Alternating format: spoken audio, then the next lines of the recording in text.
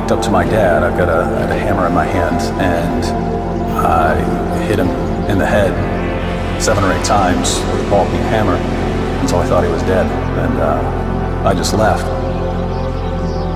I was on my way to United States to convert Christians into Islam. I was inspired from a social media content creator. I seen him reckless on the internet, flashing a lot of money. I'm like, dang, if that's all you have to do is just be a fool to get money. Took that, put my spin on it, and just blew up. I fell away for about 10 years. I was practically an atheist, and explicitly an atheist for a lot of that. Instead of taking me to the police or anything, she took me to a psychiatric hospital. They made a report based on the time that I was there, and it said antisocial personality disorder. I had 30 illegal passports at that time. I was arrested, put in jail in Malaysia. I just wanted fame, and more than fame, I wanted to be rich. A friend of mine presented me the ontological argument for God. The short version of it is God is the maximally great being, and it's better to exist than not to exist. Therefore, God has to exist. Since my dad survived, I was convicted of malicious wounding. I was sentenced to 10 years in prison. I was a dedicated Muslim. Not only prayed the prayers, but I read the Quran once every 10 days, cover to cover. So I was very dedicated. At 20 years old, I gained notoriety for one thing. So I thought I had to continue that one thing to maintain my fame.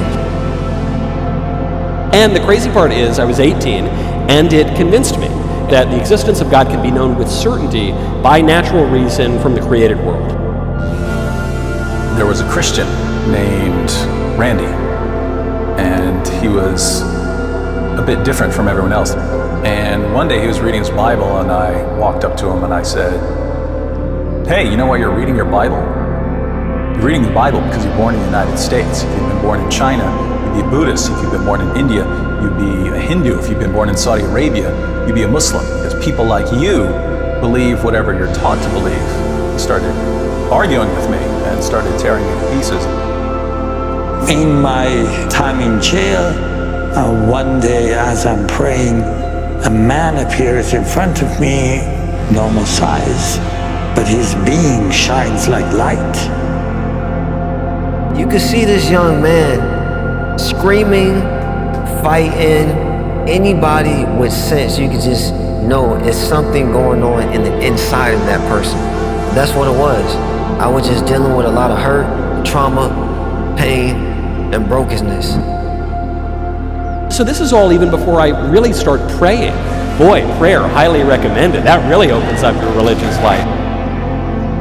Randy was winning the arguments that we would get into. I'm not going to beat him this way. I'm going to have to really learn the Bible so that I can respond to him. I regarded that as my weakness. This light carried identity in it. You knew that he's holy and he's just. And instantaneous, I knew I am not. It was a hit and run, 3 gun charges, and a possession of narcotics that I was facing, and I was in Los Angeles. It started out as a 3-year prison sentence, and I ended up getting sentenced 5 months county time. And anyway, I came to the conclusion that the historical claims of the church are true. I have to say I was impressed with Jesus. I went from thinking that I'm the best person in the world to thinking that I'm the worst person in the world. And I knew the only just thing for him to do is to kill me. But I didn't want to die, so I ran to the corner of the room, literally held my head in my arms and just cried out, shouting, "Forgive me, forgive me, forgive me." My cellmate, Joshua Pardue, well, I will never forget this man. He asked me, "Where are you from?" That term is used in LA as, "What gang do you rep?" I said, "I'm from Jacksonville, I'm from Florida." Then his next question was, "Do you believe in Jesus?" what separates Christianity from other religions, especially like the dharmic religions, the non-theistic religions, is that ours is a faith that is grounded not just in poetry, not just in philosophy, but in journalism, in fact.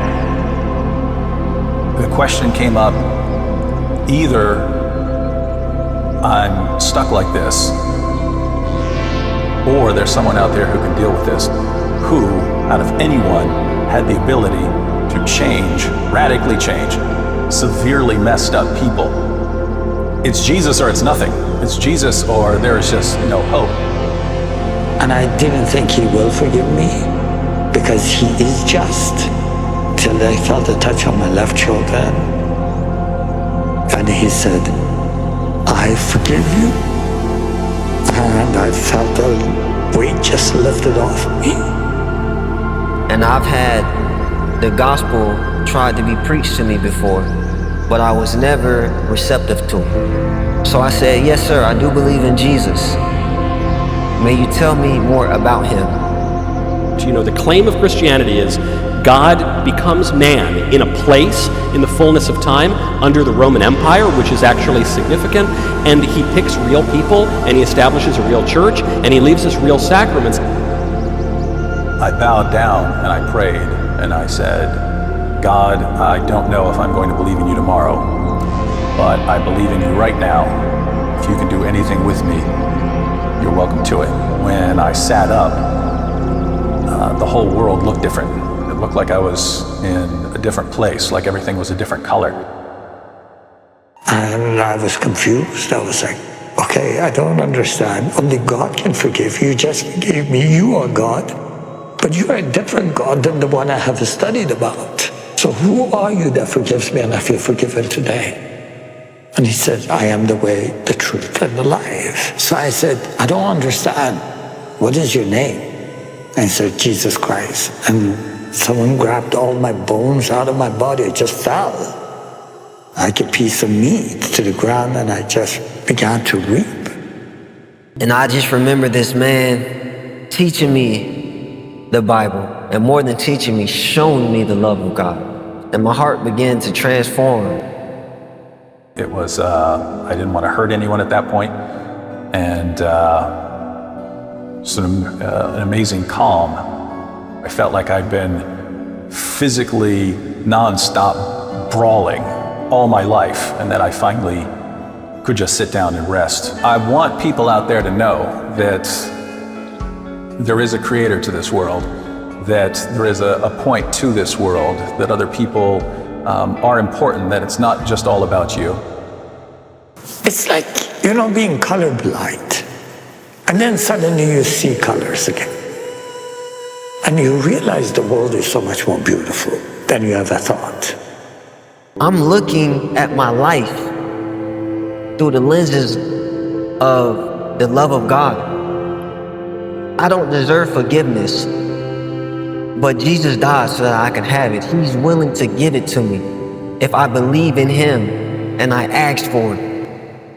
Jesus rose from the dead, and that shows that there is a point to everything, that there is a creator, that he does care about us, and that he entered this world to die for us. And that is a message that matters because it changes everything. God didn't design us to hate, didn't design us to want to see someone dead. He did not design us for these things. These are design of Satan. And I began to worship and sing. And I laid down on my bunk and I just felt sad and I started crying. And immediately the presence of God came over me and stripped my sadness away and filled me with joy. I took it upon myself to make the decision to live my life fully for God. And the path that God has laid out for me has brought me way more fulfillment than the path that I thought would 7 years ago.